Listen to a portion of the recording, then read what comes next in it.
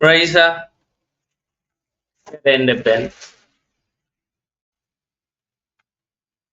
As you guys probably seen the news, Scott Razor Robertson, as some call him, has been sacked as All Black coach.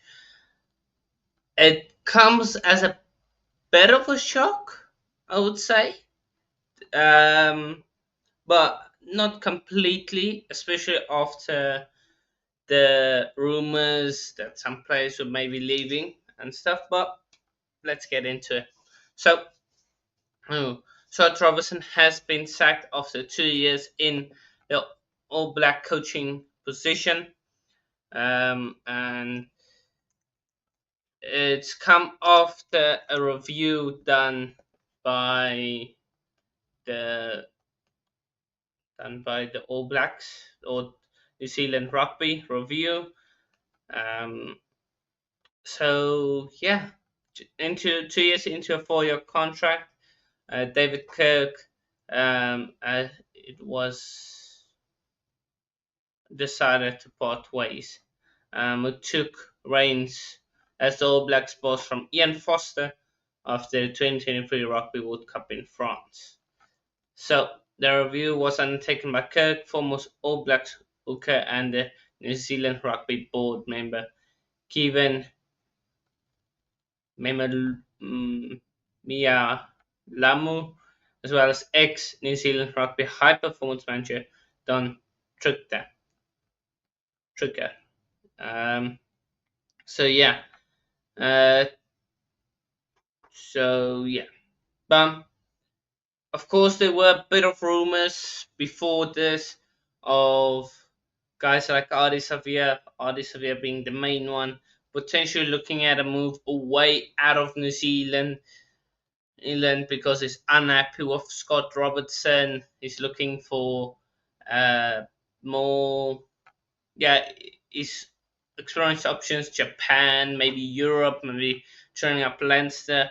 But that was later shut down. But that is a big indictment on New Zealand rugby as a whole currently. That a guy like Ardie Savia, who absolutely loves New Zealand, and or it looks to me like that, just said, if you're not gonna take action and maybe sack him or bring in someone new, I'm more than happy to turn down the All Black jersey and go for the money in Japan or Europe. So that is a big worrying concern for the All Blacks. But just focusing on Scott Robinson, to be fair to him, he so uh, if you look at the stats as in terms of the games he's won 20 out of his 27 tests. This year, I believe they lost to Argentina. They lost to the Springboks. Um, they lost to England, and I think there was a. I think they maybe only lost 3 tests this entire year. I'm not totally sure. Let's quickly have a look. But yeah, how many? Okay. So yeah, but while I looked this up, it was not that it was poor. It wasn't that New Zealand were on like a losing run or anything like that. Um, so yeah, so they lost to Argentina, lost to the Springboks. That's 2. Lost to England. So only three losses this entire year. Didn't get 100% record, especially which they were after. Especially the 100% record 5 out of 5 in the November internationals. That was one of the big things New Zealand media was pushing out there, or saying this All Black side should be able to get 5 out of 5. They got 4 out of 5. Got a massive humbling loss to England. Got a late scare against Scotland. Overall, I would I would say that in terms of width, look, his winning record is not bad. So he won 20 out of his 27 tests in charge at 74% better win ratio than his than coaches like Ian Foster, who was on 69%. So round that up to 70%. Wayne Smith on 7.6%. Rory Mains 92 to 95, 67.6%. So he is the fifth most successful All Blacks coach in professional era, behind legendary Sir Steve Hansen, Sir Graham Henry, John Mitchell, and John Hart. So the stats on that says he definitely wasn't that bad. But if you look at the current, if you look at the attacking stats and stuff like that, the All Blacks never really clicked. And even if you look at their scores, so an All Black team is known for high scoring, and they've only been able to score more than 35 points. 35 points sounds quite a lot. Oh, let's make it 30. They've been only able to score more than 30 points in 1, 2, 3, 4, 5 games. I don't know. Ireland. Did they get 30 points against Ireland? Ireland versus the All Blacks. So they didn't 26-13. So they haven't been able to get much than that, and they played 4 matches in the Northern Tour. 4 matches. Then they played 6 in the Rugby Championship and 3 there. So that's including the Ireland game, and I think there was one more game. Most of that they played. If you include the Ireland game, that's 4, 10, 13 games. Only 5 of them you were able to score more. Like you're not even halfway there. More than 30 points. An All Black team, a team that's known for that attacking danger, a team that's known for when it gets that final 20 minutes, they're gonna run you off your feet. That's in New Zealand I grew up with. And it definitely was not working. So I do think this is the right decision because it wasn't all good for New Zealand. Like there were clear signs of it. And I think the signs started even in the coaching box because there was so much drama inside the coaching box. Because if you look, Lino McDonald, I believe is how say his first name,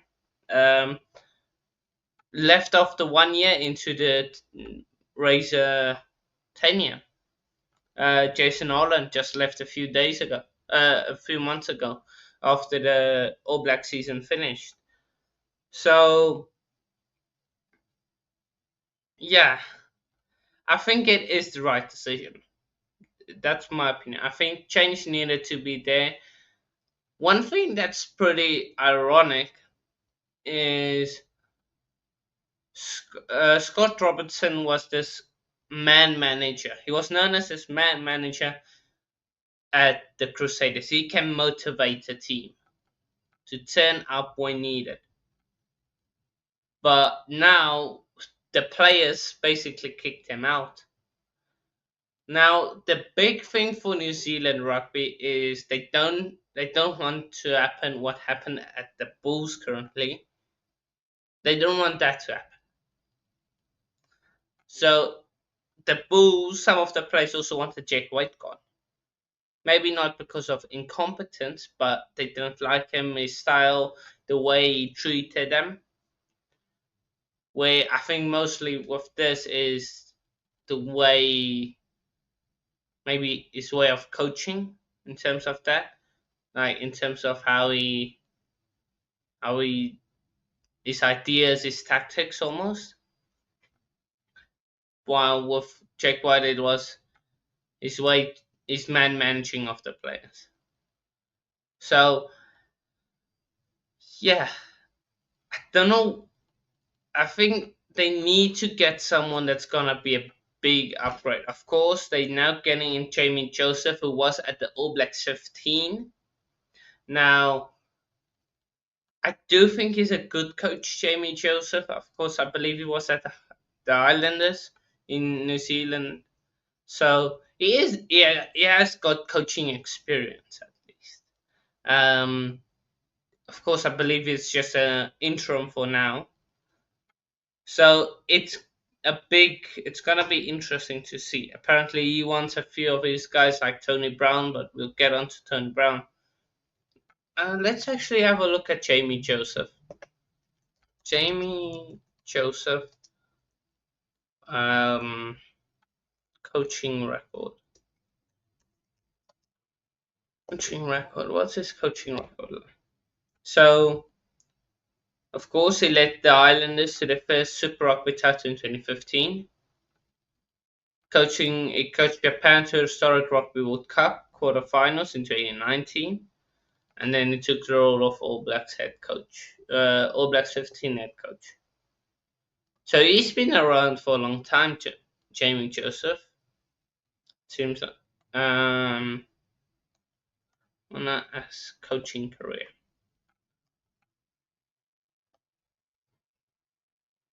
Mm.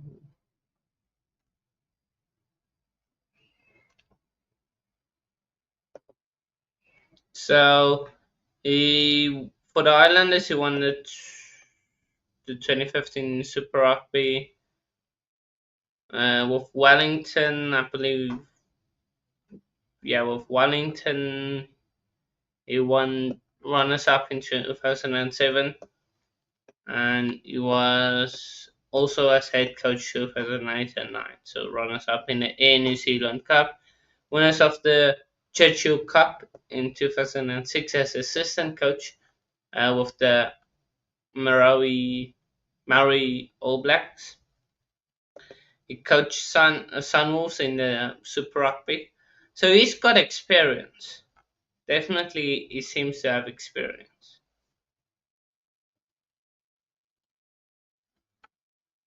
So it's not that he is this new guy or guy that doesn't know what he's doing. He's definitely been around the block. He knows his trade. So, but next it brings us to Tony Brown. Tony Brown, a guy that's been involved with South Africa, almost transformed Springbok rugby this year, and since he's come in, and it's always been a thing with Tony Brown is if that New Zealand job does come, does he go? That's always been the thing. And I don't think we can carry.